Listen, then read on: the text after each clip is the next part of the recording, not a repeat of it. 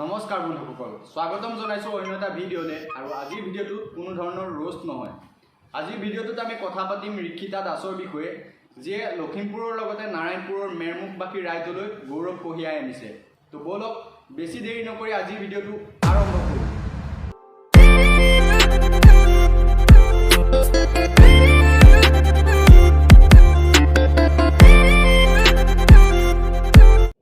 ৰাষ্ট্ৰীয় ক্ৰীড়া সমাৰোহলৈ নিৰ্বাচিত হৈছে ৰিক্ষিতা দাস আৰু মনচুৰণ গগৈ।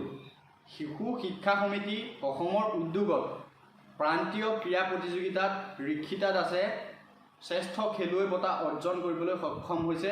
নাৰায়ণপুৰৰ লগতে মেৰমুখৰ সকলো মেৰমুখবাসী ৰাইজলৈ গৌৰৱ কঢ়িয়াই আনিছে।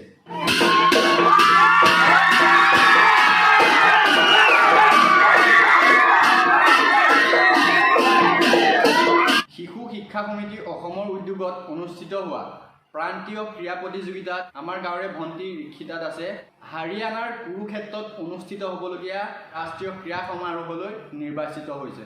সঁচাকৈ আমি বহুত গৌৰৱ অনুভৱ কৰিছোঁ। কেইদিনমান আগতে গোলাঘাট জিলাৰ ৰজাবাৰীত অনুষ্ঠিত হোৱা শংকৰদেৱ বিদ্যা শিশু নিকেতনৰ ৰাজ্যিক শিক্ষা সমিতিৰ অধীনত থকা সকলো নিকেতনে অংশগ্ৰহণ কৰিছিল।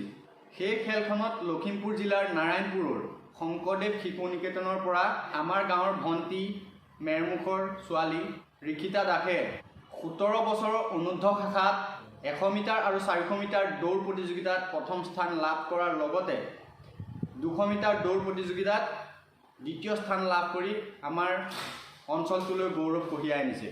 শ্ৰেষ্ঠ খেলুৱৈ সন্মান অৰ্জন কৰি নিজা ঘৰলৈ ঘূৰি অহাৰ পথত নাৰায়ণপুৰ নিকেতনখনৰ সকলো শিক্ষক শিক্ষাৰ্থীৰ লগতে মেৰমুখবাসী শুভাকাংক্ষী ৰাইজে ঢোলে ডগৰে আনন্দ উল্লাসৰ মাজেৰে নিজা গৃহলৈ আদৰি আনে।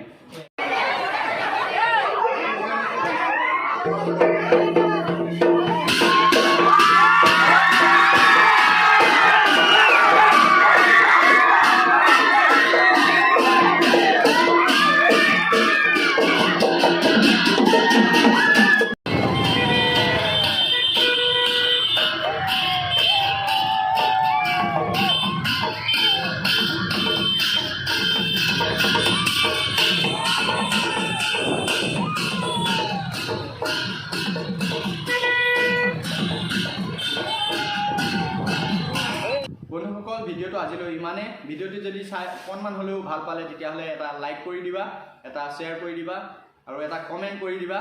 তো অসমৰ হৈ কণ্টেষ্টেণ্ট কৰিছে যেতিয়া ৰিক্ষিতা দাস আৰু আগুৱাই যাওক তাৰে কামনা কৰি আজিৰ ভিডিঅ'টো সামৰণি মাৰিছোঁ।